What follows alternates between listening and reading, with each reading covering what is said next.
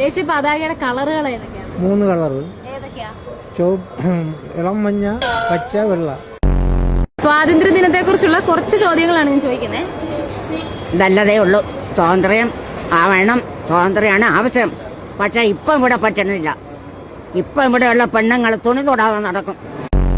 നമുക്ക് ഇന്ത്യക്ക് സ്വാതന്ത്ര്യം ലഭിച്ച വർഷം ഏതാണ്? സ്വാതന്ത്ര്യം നല്ലതാണ്. ഏത് വർഷമാണ് സ്വാതന്ത്ര്യം ലഭിച്ചത്?